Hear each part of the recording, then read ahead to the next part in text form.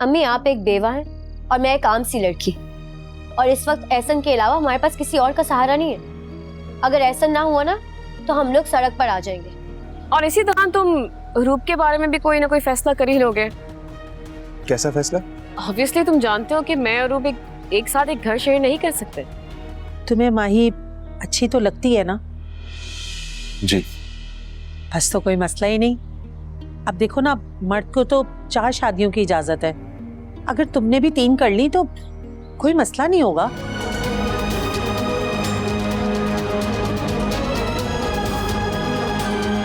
नाबालिग बच्ची के साथ बेटे का निकाह नहीं करवा दिया, ये कानूनी जुर्म है। देखें अब हम आपको क्या समझाएं। ओ भाई, इतने बेवकूफ नहीं है जो बात समझ में ना आए। ये कौन है बेटा?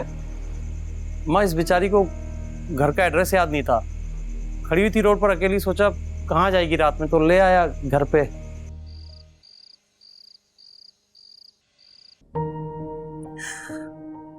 मैं बहुत बुरा इंसान हूं,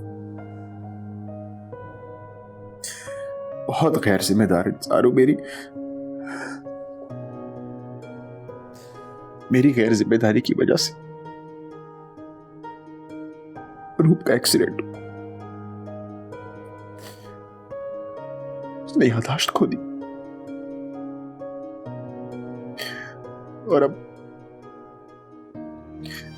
अब मैंने रूप को ही खो दिया। इतना बड़ा शहर है, न जाने मेरी बच्ची किस हाल में होगी, कहाँ हो।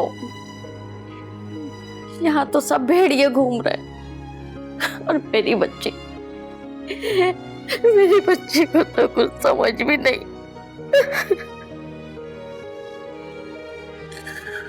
खाला भी मुझे माफ कर दे।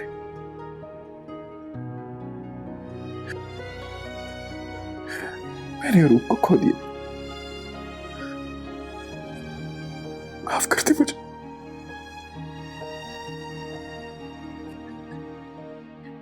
नहीं बेटा, रो मत, हिम्मत करो। अल्लाह मेरी बच्ची को अपने हिफ्ज़ व अमान में रखे।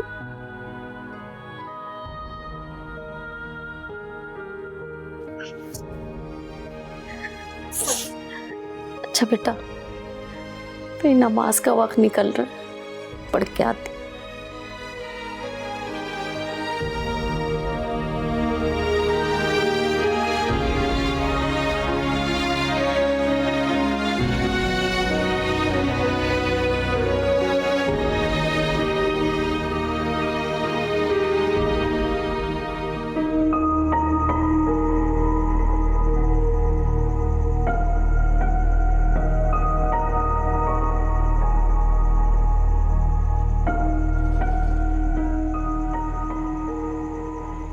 अम्मा, तुम्हारा नाम क्या है?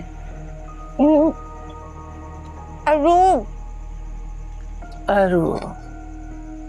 अच्छा ये बताओ, तुम्हारे घर में और कौन कौन है?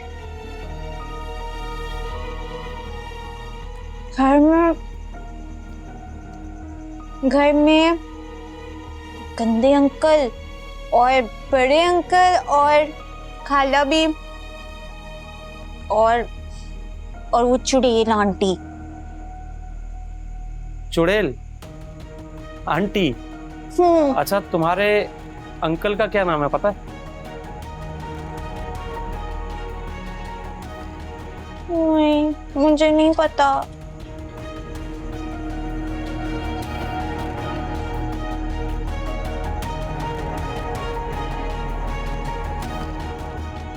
कुछ और है खाने में?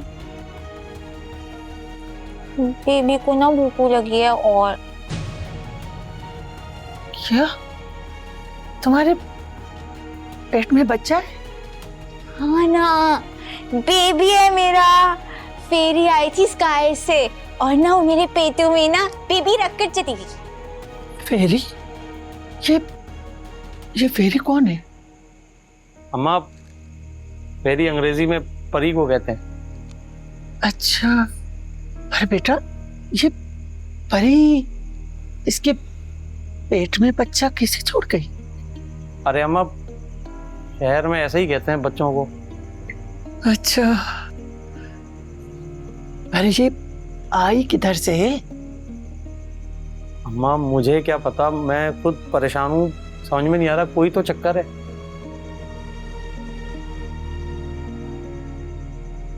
हाँ बेटा, हम खुद इसी शहर में परदेसी है, पता नहीं किसी चक्कर में न पड़ जाए हम।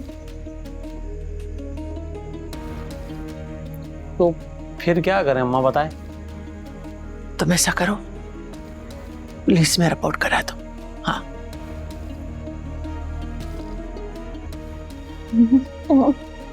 हाँ अच्छा, हाँ ठीक है, मगर अभी रात है, सुबह होते ही चला जाऊंगा थाने, करवा दूंगा रिपोर्ट। बिल्कुल सही।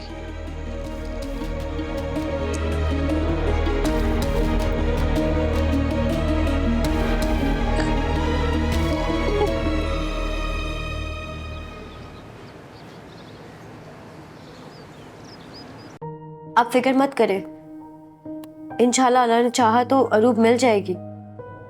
कैसे फिक्र ना करूं यार, मेरी गलती है। काश मैंने उस दिन मॉल में तुम्हारा फोन ना उठाया होता तो अरूप की तरफ से मेरी नजर ही ना हटती। और आप अपने साथ साथ मुझे भी गिल्टी कर रहे हैं। काश उस दिन आपको फोन करके घर पर मैंने ना बुलाया होता, अब्बू ने हमें देखा ना होता और उनकी डेथ ना हुई होती। काश मैंने मॉल में आपको कॉल ना की होती तो अरूब ना घूमती। काश कभी मेरे दिल में आपके लिए कोई फीलिंग्स ना पैदा हुई होती। भाई आई स्वेयर, मेरा मतलब तुम्हें कसूरवार ठहराना नहीं था। I am really sorry.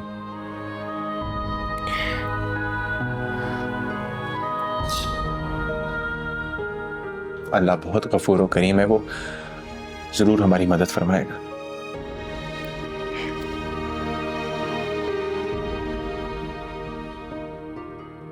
हाँ भाई बोल, क्या मसला है? सर वो सर रात में मुझे एक लड़की मिली रोड पर खड़ी हुई अकेली। तो ये सर के रिपोर्ट करवानी है उसकी। तो इसमें रिपोर्ट वाली कौन सी बात है? सर वो रास्ता भूल गई है अपने घर का। अच्छा, तो यूं बोल एक बच्ची मिली है, कितनी उम्र है उसकी? उम्र सर उसकी यही कोई 24-25 साल। क्यों मजाक कर रहा है? भला 24-25 साल की लड़की अपने घर का रास्ता भूल सकती है? सर कहते तो ठीक है, मगर उठ यहाँ से, चल जा, तमाशा नहीं कर। सर लेकिन वो उस लड़की का क्या करूँगा मैं? मुझे क्या पता क्या करना है, या किसी ईदी सेंटर में जमा करा दे। वैसे भी वो लोग बेसहारा लोगों को अपने पास रख लेते हैं, और मैं यहाँ थाने में कहाँ रखूंगा उसको। चल उठ जा, शाबाश। जी बेहतर सर।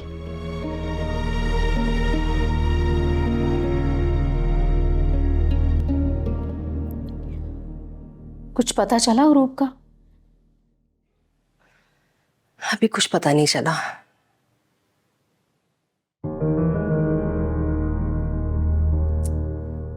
ऐसा नहीं है कि मैं पत्थर दिल हूं और उसके गुम होने का मुझे कोई अफसोस नहीं है, मगर क्या? कर शुक्र ये है कि वो बावली मेरे घर से कहीं गायब नहीं हुई, वरना नवीद और एहसन तो सारा मलबा मेरे पे डाल देते कि मैंने उसको कहीं गायब कर दिया है। आप भी ना अजीब बातें सोचती रहती हैं। छोड़ो इन बातों को, मुझे ये बताओ कि अरूप अब उस घर में नहीं रही, फराह को अब डायरेक्टली शादी करने में कोई प्रॉब्लम तो नहीं होगी ना? अभी तो वो गुम हुई है और एहसन इतना परेशान है। इस सिचुएशन में तुम शादी की बात कर रही हो? अभी फौरन नहीं, 2-3 महीने का गैप तो जरूरी है, तब तक एहसन भी थोड़ा संभल जाएगा। ये भी तो हो सकता है कि अरूप वापस आ जाए। नहीं, आई डोंट थिंक सो। मुझे नहीं लगता कि वो बावली अब कभी भी वापस मिलेगी। तुम सिर्फ ये करो कि फराह को ना ये आहिस्ता आहिस्ता पहले मंगनी और फिर शादी वाली जिद से हटाओ, ताकि जल्दी जल्दी फराह को मैं दुल्हन बना के घर लेके आऊं ना। अच्छा, मैं बात करती हूँ फराह से।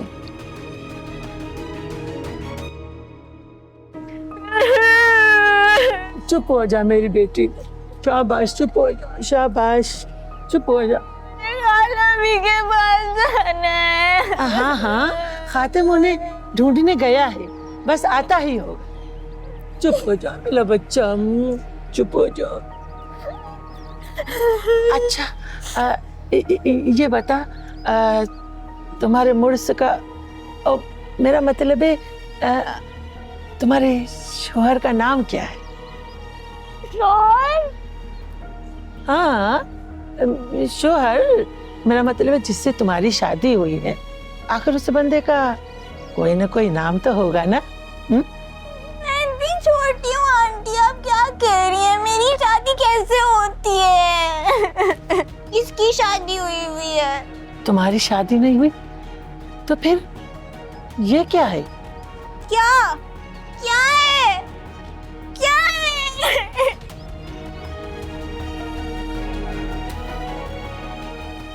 आ गए पुत्र तुम? क्या हुआ पुलिस का? क्या कहना अम्मा, भगा दिया डांट कर। खैर, खाना लगाओ, भूख लग रही है। ठीक है बेटा, मैं लगाती हूँ।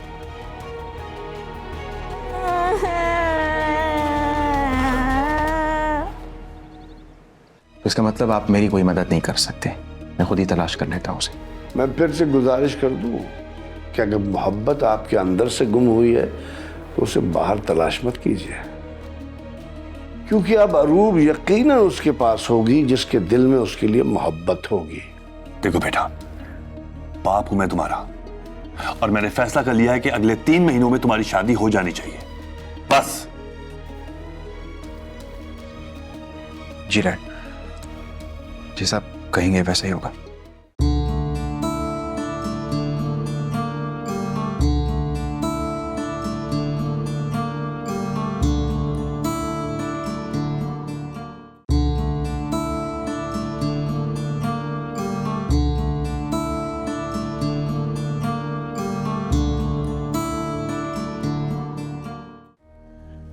मैंने बहुत ढूंढा है उसे, सनी वो कहाँ गुम हो गई है, मिल ही नहीं रही है। जब तुम्हारे अंदर से गुम हुई तभी तो नजरों से गायब हुई। अपने अंदर तलाश करो, नजर आती है कहीं? मेरे अंदर से तो वो कभी भी गुम नहीं हुई, मोहब्बत है वो मेरी। मोहब्बत या जिम्मेदारी? जिम्मेदारी? मुझे लगता है कि तुम्हारे अंदर उसके लिए मोहब्बत नहीं है, एहसास जिम्मेदारी है। ये क्या कह रहे हैं आप? मोहब्बत गुम हो जाए ना तो इंसान बड़ा दुखी और गमगीन होता है, और जब इंसान अपनी जिम्मेदारी नहीं निभाता तो उसे एहसास से नदामत होता है। आप रूप के जाने पे दुखी नहीं हैं, बल्कि नादिम और परेशान हैं। देखिए, मैं यहाँ आपसे बहस करने नहीं आया, मैं आया था कि शायद आप रूप को ढूंढने में मेरी कोई मदद कर सके। भाई मदद ही तो कर रहा हूँ। मेरी जज्बात को झूठा करार देकर? अरे अगर आपके जज्बात को मेरी किसी बात से ठेस पहुंची है तो मैं माजरत चाहता हूँ, मगर मैं आपको आपके अंदर जाने में और खुद को ढूंढने में मदद कर रहा हूँ। मैं कहीं गुम नहीं हुआ जो मैं खुद को ढूंढूं। रूप गुम हुई है, आप प्लीज उसको ढूंढने में मेरी मदद करें। ठीक है, फरमाइए, क्या मदद कर सकता हूँ मैं आपकी? ये आप अपने इल्म से पता करें कि वो इस वक्त कहाँ है। इल्म गैब नहीं है मेरे पास। नो, इसका मतलब आप मेरी कोई मदद नहीं कर सकते, मैं खुद ही तलाश कर लेता हूँ उसे। मैं फिर से गुजारिश कर दूं कि अगर मोहब्बत आपके अंदर से गुम हुई है तो उसे बाहर तलाश मत कीजिए, क्योंकि अब अरूब यकीनन उसके पास होगी जिसके दिल में उसके लिए मोहब्बत होगी, और यकीनन वो वहां खुश भी होगी। आपको यकीन है कि वो जहां भी होगी खुश होगी? आपका ख्याल है कि मुझे अरूप से अब मोहब्बत नहीं रही?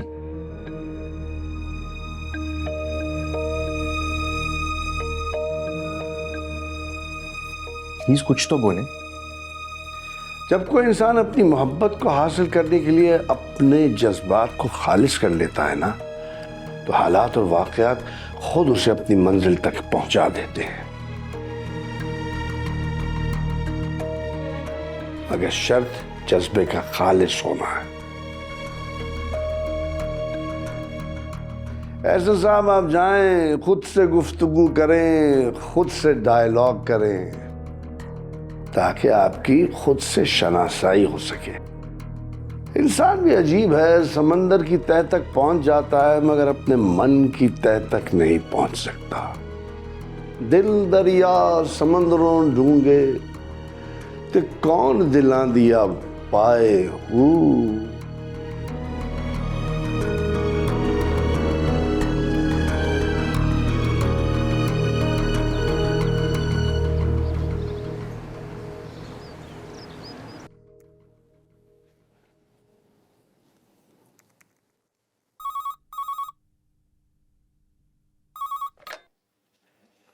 जी हाँ, भेज दे।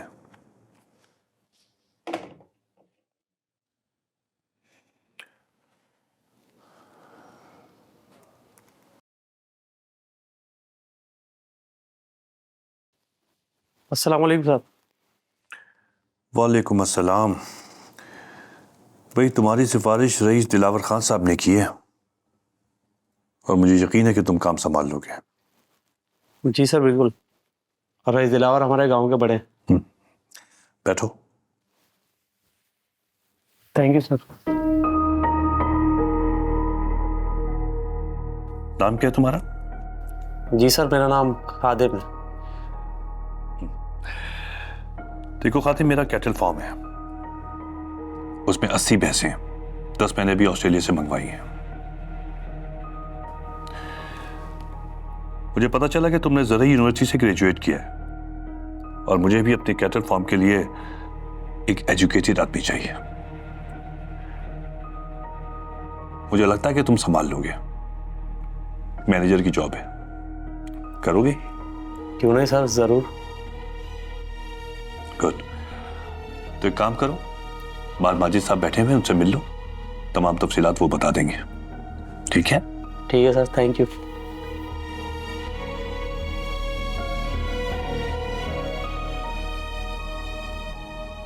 डैड, ये कौन था? अपने कैटल फार्म के लिए एक साहब को हायर किया है। खैर, तुम बताओ। मेरे पास बताने के लिए बचा ही क्या डैड? बेटा, मैं तुम्हारी फीलिंग समझ सकता हूं, लेकिन बात को तुम समझो। इस तरह स्ट्रेस लोगे, परेशान रहोगे तो मुझे खदशा है कि तुम्हारी सेहत ना खराब हो जाए। कुछ समझ नहीं आ रहा क्या करूं। देखो बेटा, मैंने तुम्हें कभी किसी चीज के लिए फोर्स नहीं किया। जो तुमने मांगा, जो तुम्हारी मर्जी थी, मैंने हमेशा तुम्हारा साथ दिया। लेकिन इस बार जो फैसला मैंने किया है वो मान लो। जी बोले डैड। शादी कर लो। व्हाट? डैड, आप जानते हैं कि अरूब का पता भी नहीं है वो कहाँ है, और आप मुझसे ये बात कर रहे हैं? बेटा, जब अरूब यहां मौजूद थी, जब भी तो आप राजी हो गए थे ना शादी के लिए, फिर अब क्या मसला है? मैं डैड, उस वक्त हालात और थे, और अब बेवकूफ मत बनो यार। मतलब हो क्या गया तुमको? देखो बेटा, बाप हूं मैं तुम्हारा, और मैंने फैसला कर लिया है कि अगले 3 महीनों में तुम्हारी शादी हो जानी चाहिए, बस। जी डैड, जैसा आप कहेंगे वैसा ही होगा। थैंक यू बेटा, थैंक यू। जीते रहो।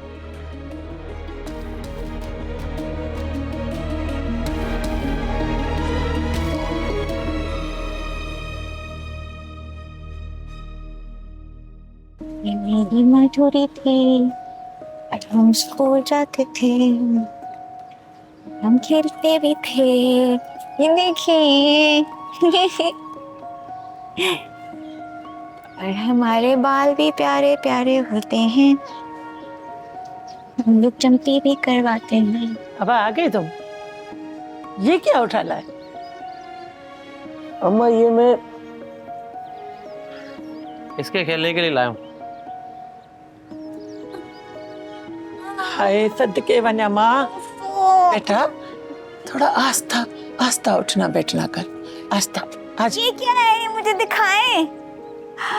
ये देखें, माधुरी का फ्रेंड आ गया है। अब ये दोनों साथ खेला करेंगे। हाँ हाँ, अल्लाह मेरी बेटी के नसीब अच्छे करे। अच्छा बात सुनो, तुमसे कह रहा हूँ, रूप तुम ना अपनी गुड्डी की शादी इस गुड्डे के साथ करवा दो। माधुरी की तो शादी हो गई है शाहरुख से, ये इससे कैसे शादी कर लेगी? अच्छा तो कहाँ है शाहरुख? शाहरुख तो खाला भी के पास होगा। ये तो सैड न्यूज़ है। तो तुम एक काम करो, इसको माधुरी का दोस्त बना लो। हाँ ये सही है कि माधुरी का फ्रेंड होगा, न्यू फ्रेंड। लेकिन इसका नाम क्या है? अब मुझे क्या पता, तुम खुद बताओ। मैं बताऊं? इसका नाम सलमान या आमिर या अनिल कपूर। अरे फिल्मी नाम नहीं, कोई जेन्युइन बताओ इधर का, फिल्मी नहीं। अरे भाई ये किस बैच में लगे हैं आप? खादिम लाया है इसे तो इसका नाम भी खादमी रखेंगे।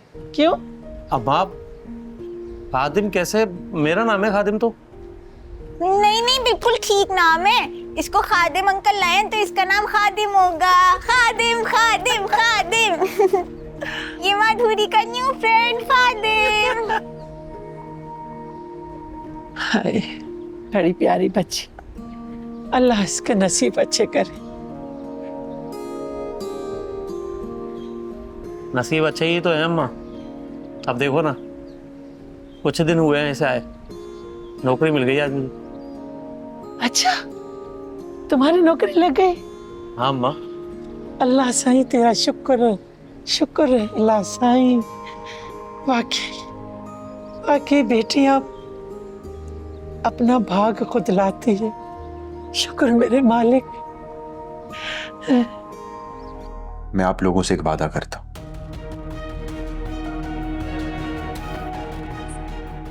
मैं अपने और फराह की शादी से एक दिन पहले माही से निकाह करूंगा। जैसे जैसे शादी की तारीख करीब आ रही है, वैसे वैसे एहसन मुझसे दूर होता जा रहा है। क्या अभी भी अरूब उसके जहन पर सवार है? मालूम नहीं कि अरूब है या कोई और चीजें जो एहसन को मुझसे दूर कर रही है।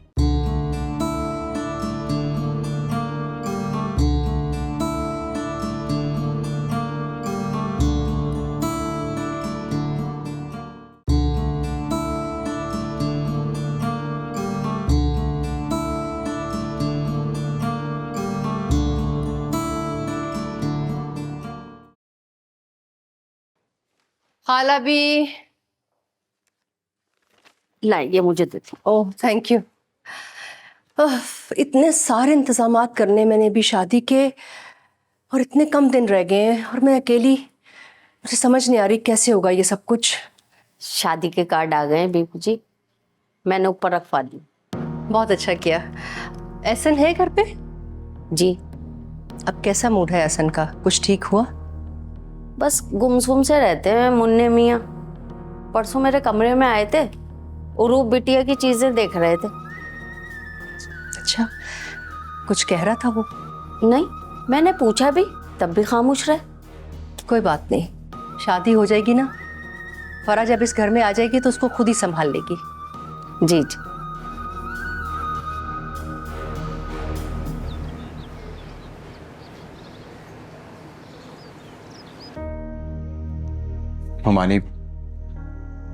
मानी प्लीज इसे समझाएं। मैंने अपने और फरा के रिश्ते के बारे में पहले ही बताया था। अब आप समझाएं इसे, ये क्यों रो रही है? ठीक है बेटा, तुमने बताया था, लेकिन शुरू दिनों में हमने भी तुम्हें कुछ बताया था ना। क्या मतलब, क्या बताया था? मतलब ये कि तुम जब भी शादी करोगे 2 शादियां करोगे, फराह से भी और माई से भी। लेकिन अब तुम कह रहे हो कि 3 हफ्ते बाद शादी करोगे, तो जाहिर सी बात है माही तो रोएगी ना। देखो बेटा, मोहल्ले में उठना बैठना है, लोगों को जवाब देना पड़ता है। लोगों को? कौन से लोगों को? अब देखो, तुम कोई छोटे बच्चे तो हो नहीं जो मेरी बात नहीं समझ रहे।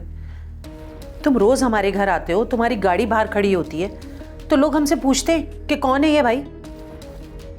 तो बता दिया हमने कि तुम हमारे होने वाले दामाद हो। लेकिन मुमानी, हमने पहले तय किया था कि मेरे और माही के निकाह के बारे में लोगों को नहीं बताया जाएगा। हाँ हाँ, मैं अपनी जबान की पक्की हूं, मैंने कोई ढिंढोरा नहीं पीटा। लेकिन तुम खुद बताओ, निकाह खुफिया तो नहीं होगा ना? निकाह ख्वां भी आएगा, मोहल्ले के 4 लोगों को गवाह भी बनाना पड़ेगा। अब सब कुछ तो छुपा नहीं रह सकता ना इस तरह।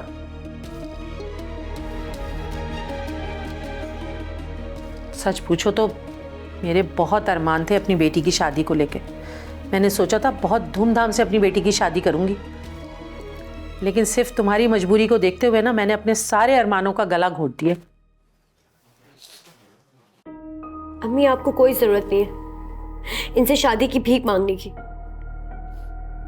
मैं रह लूंगी इनके बगैर। माही, प्लीज ऐसे मत कहो। क्यों ना कहूं? अगर अरूब अपनी ज़हनी बीमारी के बावजूद भी अकेले रह सकती है, तो फिर मैं क्यों नहीं रह सकती? नहीं भाई, मैं तुम्हें कभी अकेला नहीं छोड़ूंगा।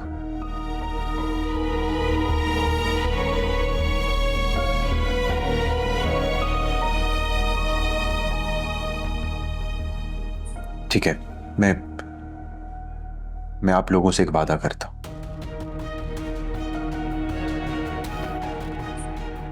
मैं अपने और फराह की शादी से 1 दिन पहले माही से निकाह करूंगा।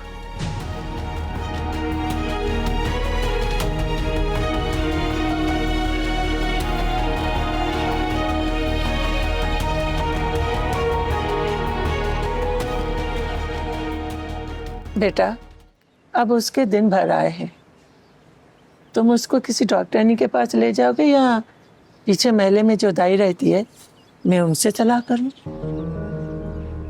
अम्मा, मैं ले तो जाऊं, मगर डॉक्टर से क्या कहूँगा? मैं कौन हूँ उसका? ये बच्चा कौन है? किसका बच्चा है? हाँ बराबर, चलो मैं दाई से ही सलाह कर लूंगी। और तुम क्या कहोगी दाई से? वो कह रहे 4 पैसे हाथ में रख दूंगी तो वो ज्यादा सवाल जवाब ही नहीं करेगी। वाह मालिक तेरी शान, जिसे होश नहीं वो अपने अंदर एक जान पाल रही है, जो खुद बच्ची है वो बच्चे को जन्म दे रही है। वाह साईं, तुझा रन कर, तुझा रन, सुभान अल्लाह। हाय रे हाय।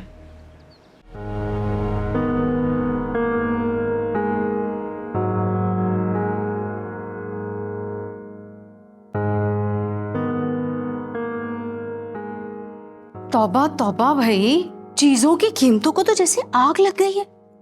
ऐसा क्या हो गया मॉम? भाई, शादी की तैयारियों के लिए 100 चीजें चाहिए होती हैं। हर चीज की कीमत तो जैसे आसमान से बातें कर रही है। इतना खर्चा करने की क्या जरूरत है? घर पर 4 लोगों को बुलाएं और रस्म कर दें। कमाल करती हो भाई, मेरी तुम एक ही बेटी हो, मैं तुम्हारी शादी धूमधाम से करूंगी। क्या हुआ है फराह, परेशान लग रही हो? पता नहीं, पर मुझे ऐसा लग रहा है जैसे कुछ गलत हो रहा है। ऐसा नहीं सोचो चंदा, सब कुछ ठीक हो जाएगा। एहसन से बात हुई तुम्हारी? उससे तो रोज बात होती है, मगर क्या? जैसे जैसे शादी की तारीख करीब आ रही है, वैसे वैसे एहसन मुझसे दूर होता जा रहा है। क्या अभी भी अरूब उसके जहन पर सवार है? मालूम नहीं कि अरूब है या कोई और चीजें जो एहसन को मुझसे दूर कर रही है। हो सकता है फराह ये सब तुम्हारा वहम हो। मैं एक लड़की हूँ, हमें कुछ पता चले या ना चले, लेकिन जब एक मर्द का इंटरेस्ट खत्म होता है ना तो हमें फौरन पता चल जाता है। भाई तुम एहसन से सीधा सीधा पूछते क्यों नहीं हो कि आखिर प्रॉब्लम क्या है? अभी भी देर नहीं हुई है। जी वो अभी इधर ही आ रहा है। इनफैक्ट मैं उससे खुलकर बात कर लेती हूँ अभी। हाँ ठीक है, चलो मैं अंदर जाती हूँ।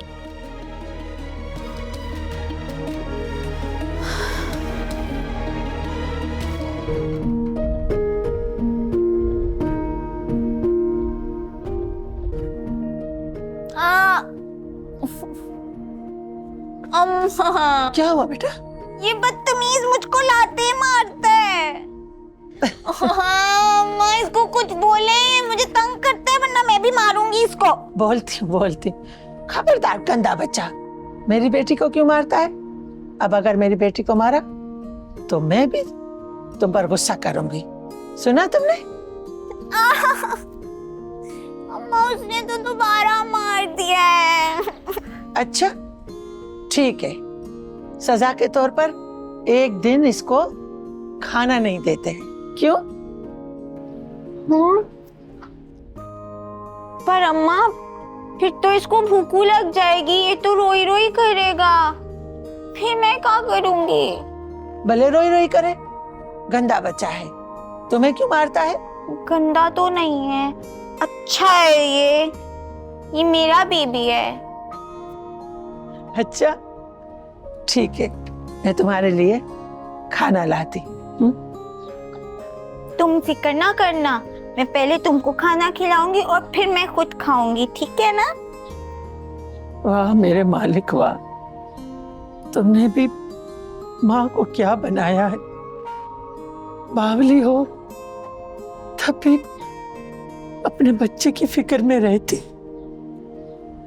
सुभान अल्लाह मालिक।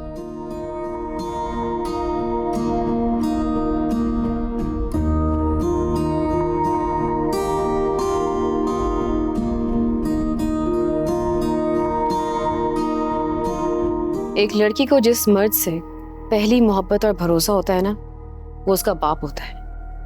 हाँ, मेरी जिंदगी का वो मर्द, मेरा बाप, मुझे बचपन में ही धोखा देकर चले गया था।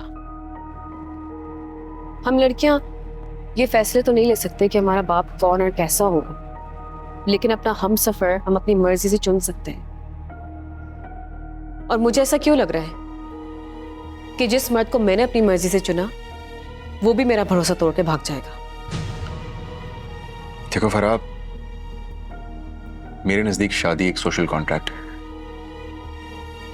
मैं तुम्हें इतना यकीन जरूर दिलाता हूं कि मैं इस सोशल कॉन्ट्रैक्ट को कभी भी नहीं तोड़ूंगा। क्या तुम्हारे लिए शादी सिर्फ एक सोशल कॉन्ट्रैक्ट है?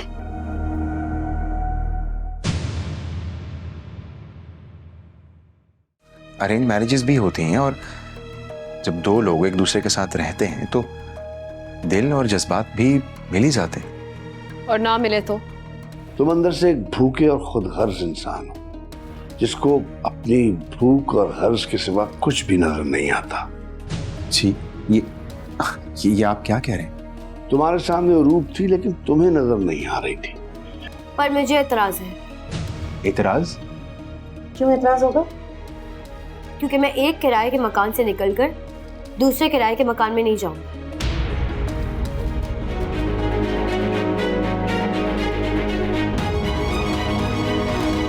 अगर आपको इस घर की खुशियां अजीज है ना, तो आप ये बात किसी और से नहीं करेंगे। और अगर आपको कोई प्रॉब्लम है तो आप मेहरबानी करके ये घर छोड़ के अपनी अरूप के पास चली जाएं।